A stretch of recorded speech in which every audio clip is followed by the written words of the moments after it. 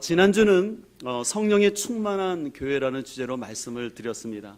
우리가 스데반 집사의 그 순교하는 모습을 통해서 우리는 세상의 화려함이 아닌 하늘의 영광을 바라봐야 한다고 말씀을 드렸습니다. 그렇기 때문에 우리는 단순히 교회의 크기나 화려함이 아니라 하나님의 영광을 초점을 둬야 되고요. 또 우리는 신앙생활하면서 우리를 핍박하는, 나를 힘들게 하는 그런 사람들이 아니라 믿음의 주요 온전케 하시는 예수님을 바라봐야 합니다. 끝으로 무엇보다 우리는 내 자신을 비우고 그래서 내 안에 예수님이 가득한 것, 그것이 바로 성령 충만함이라고 말씀드렸죠. 그래서 성령 충만한 사람의 특징은 어떤 은사를 많이 행하는 것도 있지만 제가 볼 때 가장 성령 충만의 특징은 뭐냐면 그 사람의 삶을 통해서 예수 그리스도가 존귀되는 것입니다. 바라옵기는 우리 교회가 더욱더 성령 충만하여서 예수 그리스도의 성품과 예수 그리스도의 아름다운 덕이 우리 가운데 나타나기를 간절히 소망합니다. 이제 오늘은 사도행전적 교회 9번째 시간으로 전도에 집중하는 교회라는 주제로 함께 말씀을 나누고자 합니다. 전도는 교회의 사명 중에 가장 중요한 사명입니다. 그래서 이 땅에 교회가 존재하는 이유는 실은 복음을 전하는 이 전도 때문에 교회가 존재하는 것입니다. 근데 이렇게 중요함에도 불구하고 많은 사람들이 가장 부담을 갖는 것 중에 하나가 바로 전도입니다. 그래서 예전에 우리 교회에서 새생명 초청잔치를 준비할 때요, 한 권사님이 저한테 와서 진실된 마음으로 얘기하더라고요. 목사님, 제가 다른 건 다 할 테니까요, 전도하는 것만 좀 빼주세요.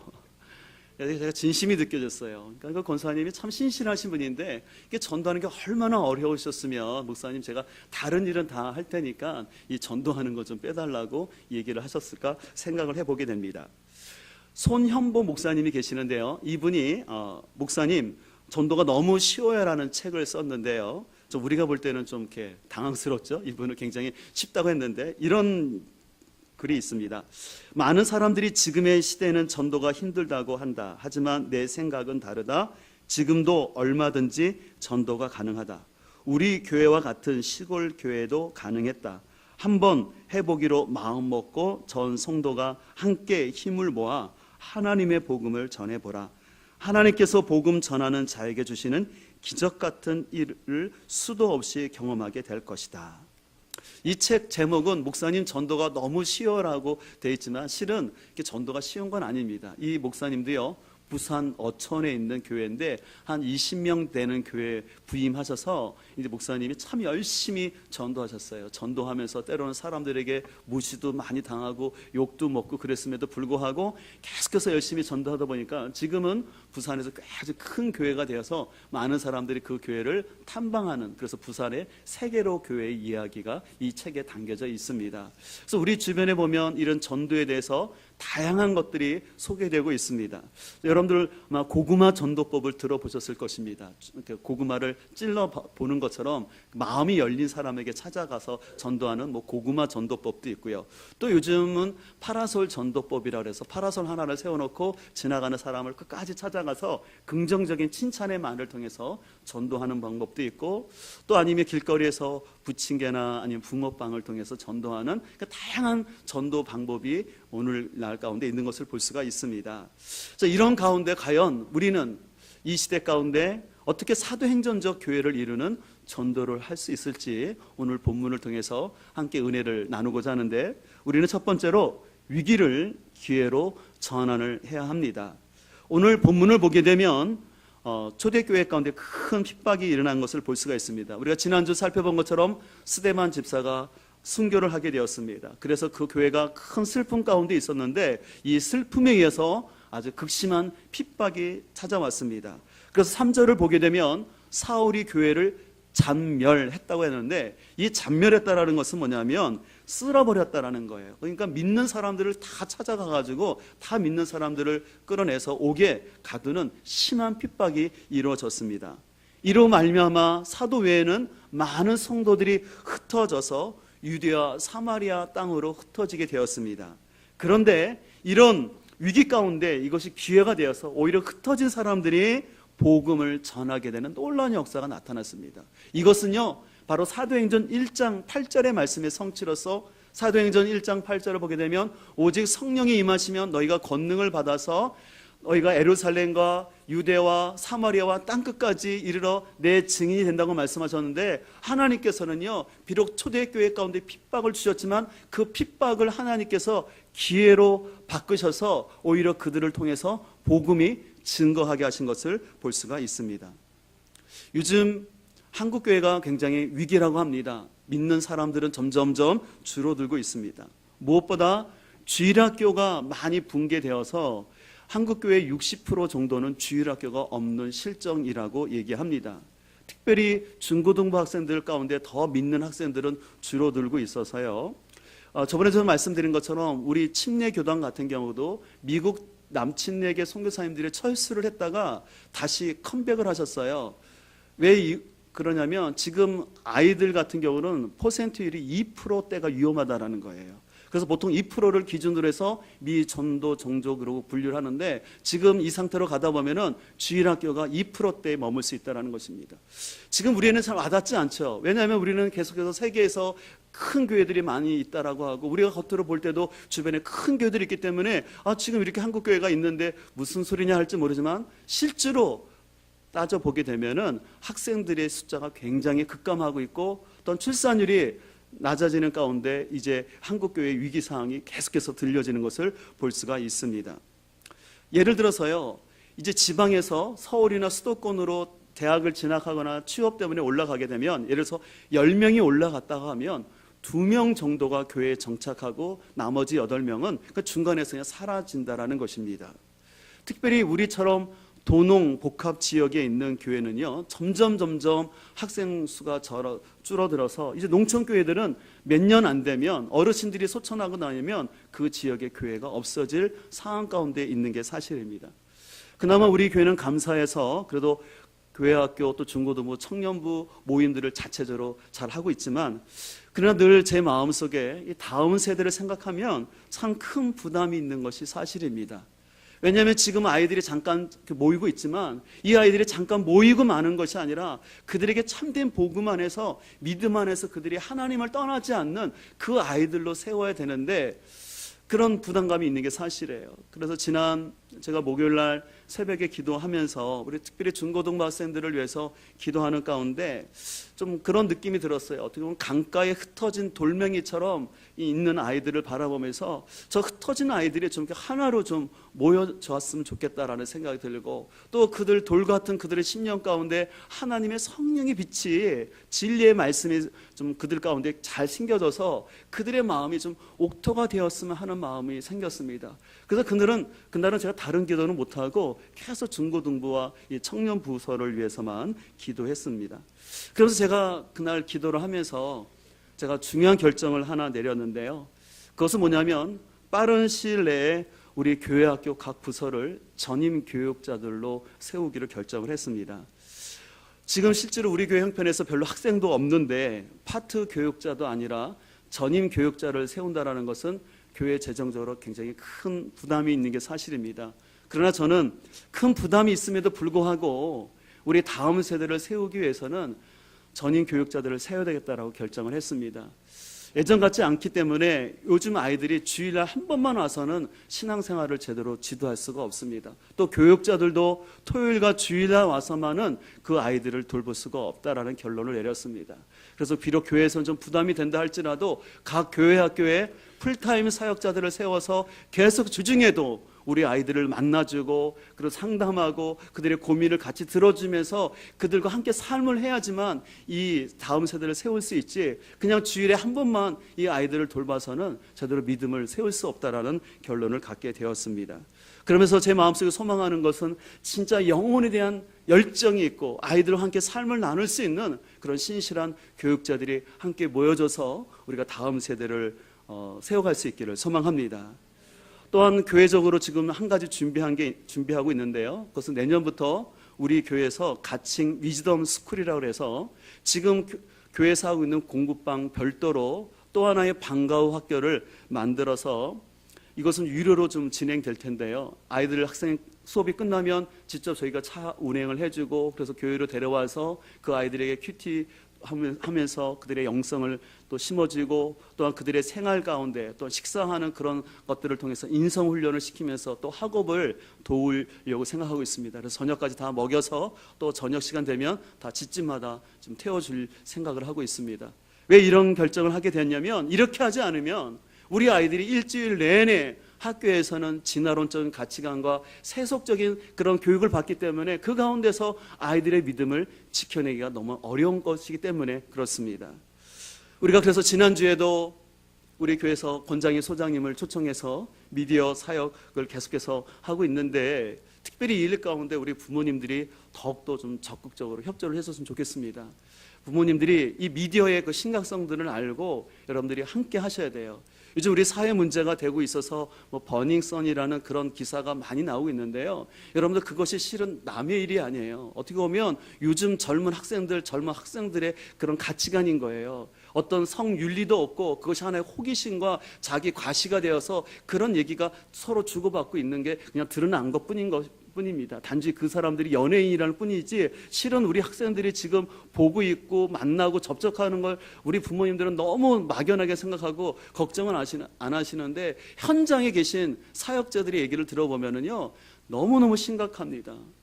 여러분들 아시는 것처럼 이 스마트폰이라는 게 한마디로 컴퓨터 아니겠습니까? 뭐든지 접속할 수 있고 뭐든지 볼 수 있는 건데, 이 아이들이 학교 갔다 오면은 자기 방에 들어가서 나올 줄을 모르고 부모님과 대화도 안 할 뿐더러 그들이 밤 늦게까지 한두 시까지 계속해서 그런 것들을 보고 하는 아이들이 어떻게 되겠습니까? 그래서 이것은 심각한 문제이기 때문에 우리가 진정으로 다음 세대를 세우기 위해서 우리 가정에서부터 함께 협력하여서 위기 가운데 있지만 이것을 기회로 여겨서 우리가 함께 할 때 분명히 다음 세대를 세워줄 줄 믿습니다.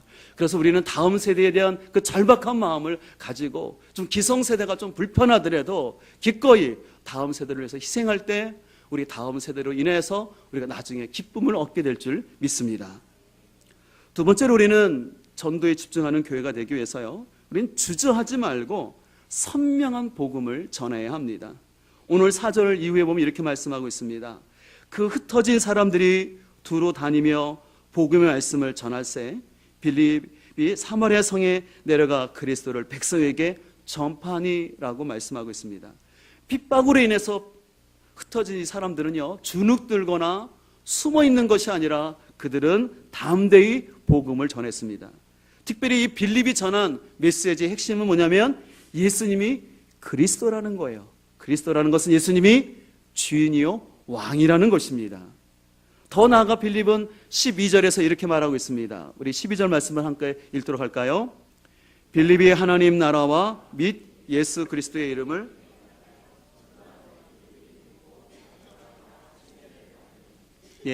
오늘 빌립이 전했던 중요한 두 단어가 나옵니다. 그것은 하나님 나라와 예수 그리스도의 이름이라고 말하고 있습니다. 단순한 것 같지만 이건 복음의 핵심을 말하고 있는 것입니다. 복음은 무엇입니까? 하나님 나라가 왔다라는 것입니다.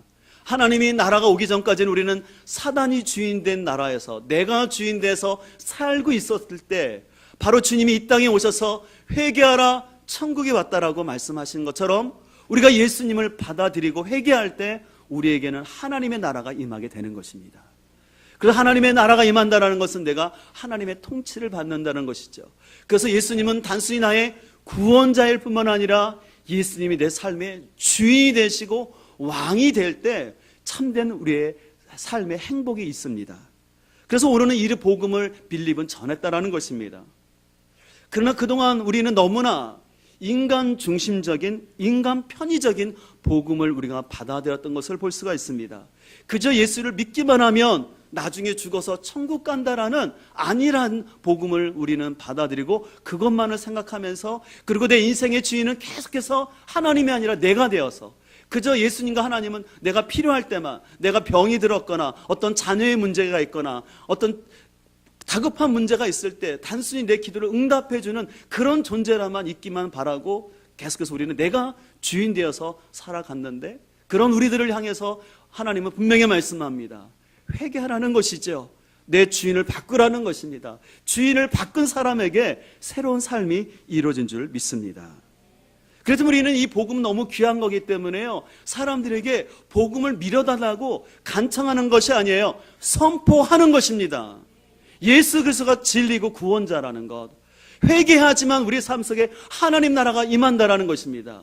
회개하지 아니하고 내가 주인 되면 계속해서 그 나라는 사단이 통치하는 나라고 내 옛자가 다스리는 나라이기 때문에 그 나라는 혼란과 전쟁과 갈등만 있는 나라이기 때문에 그 나라 갖고는 살 수가 없기 때문에 예수님을 진정한 나의 왕으로 주인으로 모셔드리라고 우리는 선포해야 될 줄 믿습니다. 이를 위해서 우리 교회에서는 그동안 말씀 이끄는 복음학교를 통해서 우리는 이 복음을 전해왔는데, 우리는 더욱더 이 선명하게 예수 그리스도의 복음을 받아들여야 합니다. 그래서 복음은 뭡니까? 결론은 나는 죽고 내 안에 예수 그리스도가 사는 것입니다. 왜냐하면 내가 죽고 예수님이 사는 길이 우리에게 진정한 행복이기 때문에 그렇습니다. 그래서 나는 죽고 내 안에 예수 그리스도가 사실 때 그 사람의 삶에 나타난 것은 변화라는 거예요. 더 이상 나의 옛자가 살지 아니하고 내 안에 예수님이 사시기 때문에 그 사람을 보게 되면 변화가 되는 거죠.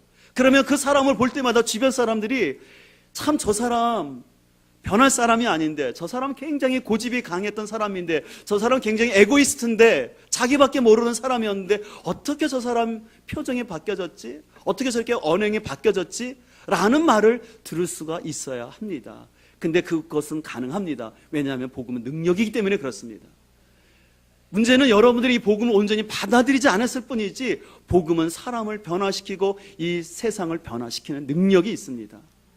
그래서 저는 여러분들이 전도할 때 다른 걸로 전도하지 마시고 여러분이 만나신 예수 그리스도를 전하는 거예요. 우리가 왜 전도를 어렵게 생각하냐면요, 내가 성경을 잘 알아서 뭔가 설명을 해야 되고 설득을 해야 된다고 생각하니까 어려운 거예요. 근데 전도는 원래 그게 아니에요. 논증하는 게 아니라 내가 만난 예수님을 나의 언어로 고백하는 거예요. 그것을 우리는 쉽게 해서 나의 복음이라고 말하지 않습니까? 나의 복음은 크게 세 가지를 얘기하지 않습니까? 내가 복음을 알기 전에 나의 영적인 상태가 어떠는지를 얘기하는 거예요. 두 번째로 나에게 찾아온 십자가와 부활의 의미는 무엇인지를 얘기하는 거고, 그 다음에 내 안에 있는 옛 자아의 실체는 무엇이었고 내 안에 새 자아가 산다라는 그 고백하는 거 아니겠습니까? 여러분들, 사람들은요 실은 설득당하는 걸 별로 안 좋아해요. 논리적인 것보다는요 어떤 사람의 진솔한 얘기를 들을 때 더 좋아하는 걸 볼 수가 있습니다. 그래서 여러분들이 어렵게 여러분의 성경을 풀어서 사람들에게 많은 것을 가르쳐야 하지 마시고, 여러분이 만난 그 예수 그리스도, 그것이 나의 복음이 되어서 그것을 간증할 수 있기를 소망합니다. 그러면 그 얘기를 나누다 보면 그 사람이 당신도 그렇게 만났어? 그럼 당신이 그렇게 만났다면 나도 만날 수 있겠네라는 그것을 느끼게 해 주시는 것입니다. 바라옵기는 여러분이 여러분의 갖고 있는 나의 복음을 잘 정비하고 사람들에게 고백함으로 인하여서 가족과 이웃들에게 이 기쁨의 소식을 계속해서 전하며 나갈 수 있기를 소망합니다. 세 번째로, 우리는 전도에 집중하는 교회가 되기 위해서요, 심은 대로 거두기 때문에 우리는 할 수만 있으면 다양한 방법으로 복음의 씨앗을 뿌려야 합니다. 오늘 6절 말씀 보게 되면 이렇게 말씀하고 있습니다. 무리가 빌립의 말도 듣고 행하는 표적도 보고 한 마음으로 그가 하는 말을 따르더라. 많은 사람에게 붙었던 더러운 귀신들이 크게 소리를 지르며 나가고 또 많은 중풍병자와 못 걷는 사람이 나으니 그 성에 큰 기쁨이 있더라라고 말하고 있습니다. 오늘 빌립은요 다양하게 전해서요, 첫 번째는 말로 선포한 거예요. 예수 그리스도가 어떤 분이라고 말로 전했다는 것입니다. 또한 그런 표적, 다시 해서 기적을 행했다는 것입니다. 또 귀신도 내쫓았습니다. 그리고 병자도 고쳤어요. 그로 말미암아 그 사마리아 성에는요 기쁨이 가득했다라고 말하고 있습니다. 오늘날도 분명히 이런 일은 나타납니다. 어떤 분들은 오늘 같은 과학이 발달한 시대에 무슨 귀신들이 있냐 그러는데요, 아니에요. 분명히 귀신들은 있습니다. 우리 눈에 보이지는 않을 뿐이지 귀신이 분명히 존재합니다. 특별히 가정에서 우상을 많이 섬겼거나 또한 제사를 많이 드렸던 가정들이 처음 예수님 믿을 때는 영적인 싸움이 있어서요 자꾸 두려운 마음을 주기도 하고요. 실제로 어떤 분의 고백처럼 어떤 존재가 내 옆에 앉아 있는 것처럼 느껴지기도 하고, 교회만 가려고 하면 애가 아프든지 아니면 가정에 일을 일으켜서 교회를 못 나게 하는 것이 있어요. 근데 그것이 바로 뭐냐면 하나님의 살아계시는 증거라는 거예요. 그렇기 때문에 우리는 그럴 때 여러분들의 삶 가운데 그런 공격이 있을 때 두려워하지 마시고 예수님의 이름으로 선포하시길 바랍니다. 나사렛 예수의 명하노니 내가 주님 앞에 나가는 걸 방해하는 어둠의 영들은 물러갈 지어다 선포하시길 바랍니다. 여러분이 담대한 믿음이 없을지라도 작은 목소리라도 여러분들 기도하면 여러분의 목소리가 아니라 예수님의 이름의 능력이 있기 때문에 여러분 가정 안에 있는 어둠의 영은 떠나갈 줄 믿습니다. 그래서 여러분들 영적 싸움에 그것을 이기고 계속해서 나올 수 있기를 소망합니다. 또 우리는 어떻게 보면 우리가 신유의 은사가 없는 것이 사실이에요. 어떤 분은 있는 분도 있지만 대부분의 사람들은 없어요. 그러나 우리가 그것이 없다 할지라도 내가 만난 예수님을 여러분의 말로 고백하면 되는 것입니다. 그래서 오늘 4절에 말씀하는 것처럼 그 흩어진 사람들이 두루 다니며 복음의 말씀을 전했다라고 얘기하고 있습니다. 이 두루 다녔다라는 것은 수동적으로 기다리는 것이 아니라 적극적으로 사람들을 찾아가면서 전했다라는 것입니다. 무엇보다 주어진 환경과 상황 속에서 그 영혼 구령에 대한, 그 예수 믿지 않는 영혼에 대한 안타까운 마음을 가지고 그 다양한 방법을 가지고 예수님을 전하는 것입니다. 여러분들 축구를 하더라도 그 축구를 통해서도 전도를 할 수 있지 않습니까? 우리 교회 GNFC 축구단이 있는데 우리 GNFC 축구단에 보면 너무 감사한 것은 여러분 접대 축구라고 아십니까? 남자들은 축구하면 본능적인 본성이 나타나서 이기려고 합니다. 근데 우리 축구팀에서는 어떻게 하냐면 접대 축구를 한다는 거에 뭐냐면 새로 오신 분이 골을 넣어줄 수 있도록 길을 비켜주고 일부러 넘어주고 그래서 공을 넣을 수 있도록 해준다라는 거예요. 그러면 공을 넣으면 어떻습니까? 막 기쁨이 있잖아요. 쾌감이 있잖아요. 저는 그 표현 쓰시는 우리 집사님들이 너무 존경스러워요. 그냥 거기서 내 실력을 과시하려고 나 혼자 공을 막 몰고 가서 멋있게 넣는 게 아니라 그렇게 하면 경고를 준다고 하더라고요. 너무 멋있게 넣었다고. 그렇게 하지 말라고. 그냥 공을 찬 것도 아니고 패스한 것도 아닌데 얼떨결에 들어가면 칭찬을 해준다고. 이런 접대 축구, 이거 뭐냐면 그 축구를 통해서 내가 경쟁을 드러내는 것이 아니라 어찌하든지 거기 온 사람을 전도하려고 하는 거예요. 그래서 축구하는 목적도 뭐예요? 당연히 건강도 있지만 거기서 복음을 전하려는 그 마음을 가지고 축구를 할 때 그것은 바로 전도의 좋은 도구가 될 줄 믿습니다. 또 여러분들이 식사를 하더라도 그냥 식사하는 것이 아니라 계속해서 사람들에게 만나고 격려하고 상담하기 위해서 만나는 거죠. 그래서 저 같은 경우도 한 가지 원칙은 혼자 밥 안 먹게 해요. 점심이 되든 저녁이 되든 가급적이면 전도할 대상자나 우리 성도님들 만나서 상담을 하면서 식사를 합니다. 어제 저녁에도 바쁜 시간이지만 따로 시간을 내서 또 한 분하고 식사를 하면서 좀 격려하고 좀 믿음의 어려운 가정 중에 있기 때문에 다시 더 열심을 내자고. 그것이 한 번으로 되는 건 아니죠. 그러나 기회가 되는 대로 자꾸 식사를 하는 거죠. 그래서 우리가 먹든지 마시든지 무엇을 하든지 다 하나님의 영광을 위해서 하라는 것처럼 우리가 식사 시간을 통해서도 우리가 다른 사람들에게 복음을 전하려는 그런 마음을 가지고 여러분들이 식사를 해보면 어떨까요? 여러분 그런 부분을 위해서 여러분들이 지갑이 열리는 것에서 여러분들이 기뻐할 수 있기를 소망합니다. 그래서 여러분 다른 사람들이 밥 사주는 게 얼마나 기분 좋은지 몰라요. 여러분 세상에는요 석사도 있고 박사도 있는데 그거보다 최고는 밥사라고 합니다. 너무 진리인 것 같아요. 그래요. 똑똑한 사람 좋아하지 않지만 밥 사주는 사람은 좋아합니다.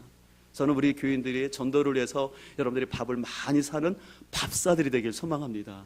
한번 축복할까요? 최고의 밥사가 되시길 바랍니다.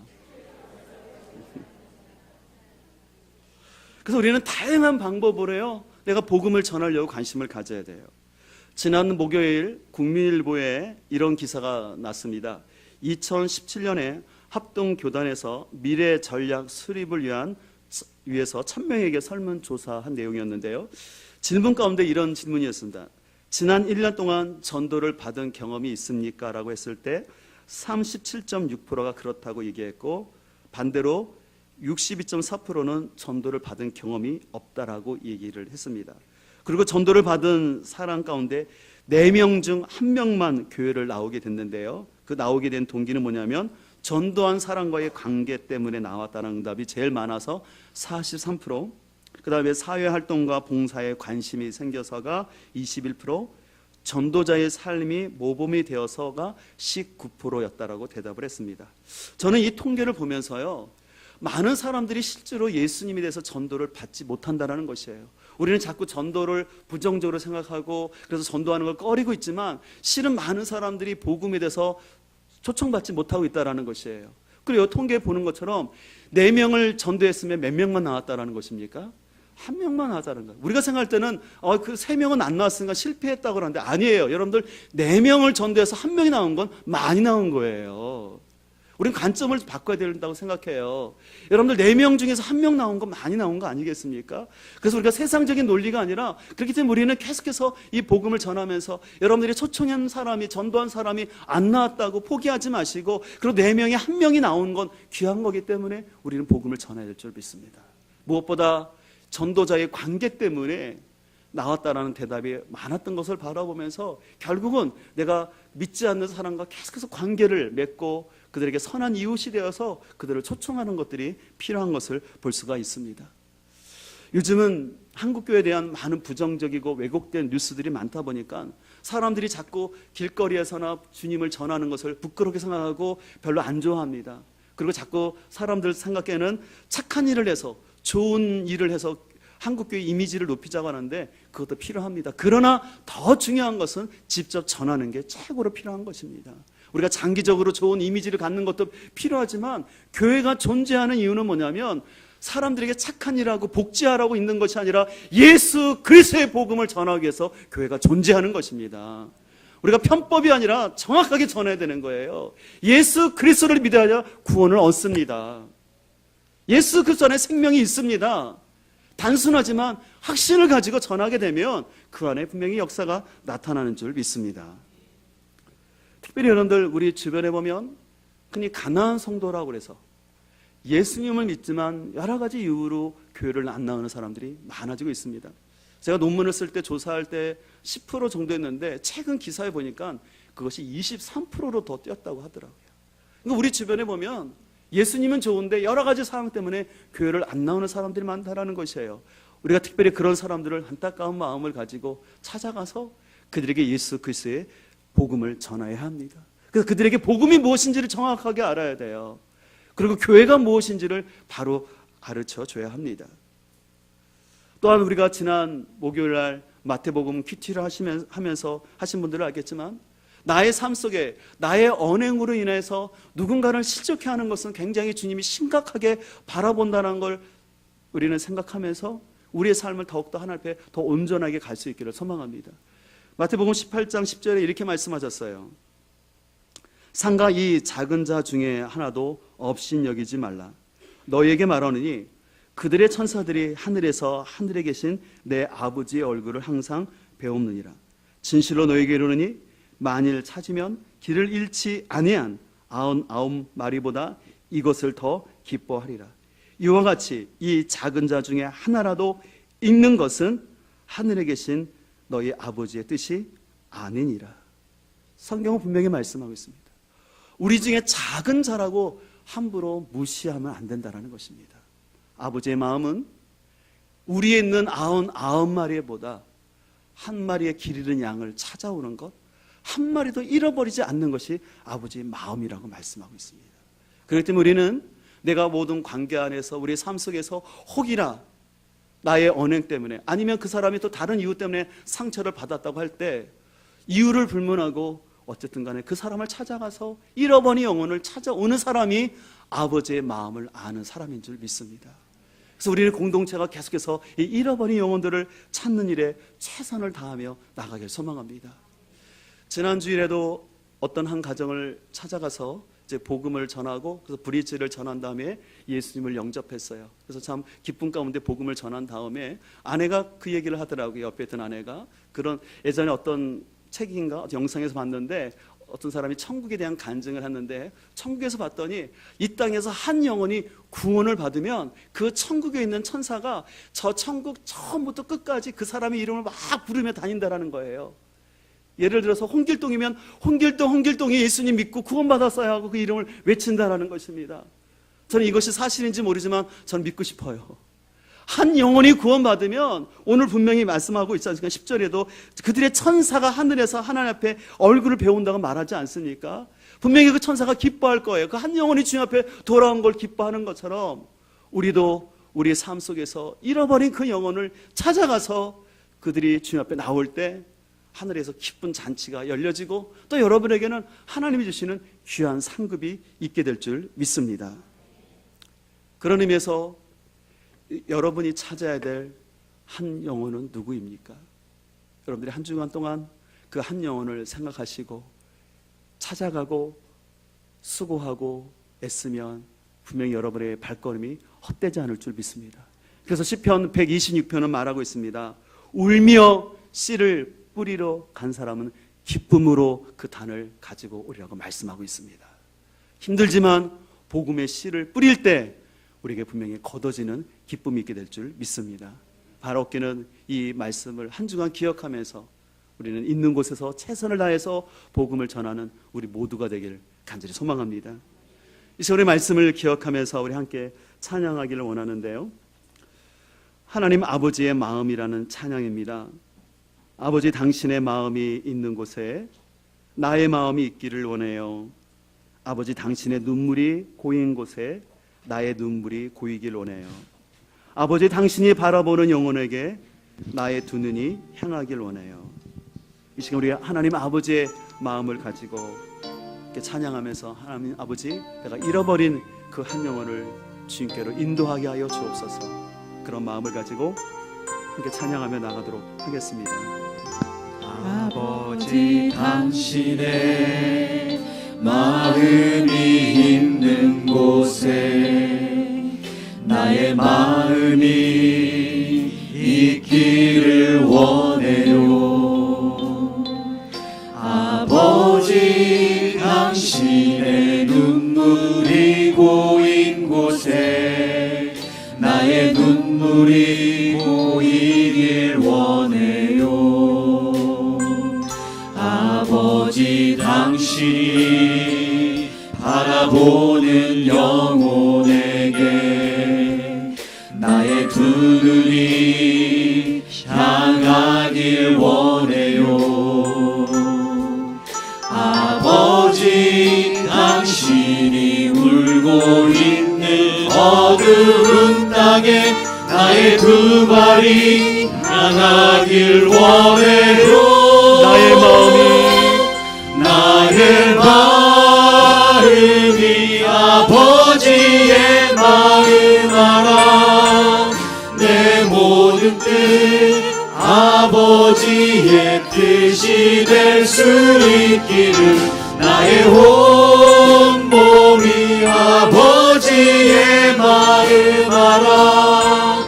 내 모든 삶 당신의 삶, 나의 마음이 아버지의 마음 알기를 원합니다. 나의 마음이 아버지의 마음 알아. 내 모든 뜻 아버지의 뜻이 될 수 있기를, 나의 온 몸이 아버지의 마음 알아. 내 모든 삶 당신의 삶 되기를. 우리 가슴에 손을 얹고 기도하기를 원합니다. 오늘 사도행전에 나오는 초대교회는 스데반 집사를 잃고 슬픔 가운데 있었을 뿐만 아니라 극심한 핍박으로 인해서 그들은 뿔뿔이 흩어질 수밖에 없었습니다. 그러나 그들은 그 위기를 기회로 삼아서 예수 그리스도의 복음을 전파했습니다. 하나님, 요즘 한국교회가 위기라고, 다음 세대가 위기라고 하는데, 하나님, 우리는 이것이 기회가 되길 원합니다. 이것을 통해서 더욱더 다음 세대에 집중하게 하여 주시고, 다음 세대가 세워지게 하여 주시옵시고, 가정과 교회가 힘을 합하여 다음 세대를 세우게 하여 주옵소서. 또한 하나님 아버지, 우리가 예수 그리스도의 복음을 선명하게 전하기를 원합니다. 내 안에 있는 나의 복음을 부끄러워하지 않냐고 증거케 하여 주시옵소서. 또한 다양한 방법으로 기회가 있을 때마다 예수 그리스도의 복음을 전하여서 하나님이 잃어버린 그 한 영혼을 찾게 하여 주옵소서. 울며 씨를 뿌리러 가는 자는 기쁨으로 거둔다고 말씀하셨사오니 주여 내가 머뭇거리지 아니하고 찾아가고 전하게 하여 주시옵소서. 또 그런 교회가 되게 하여 주옵소서. 우리 주여 한번 부르고 기도합니다.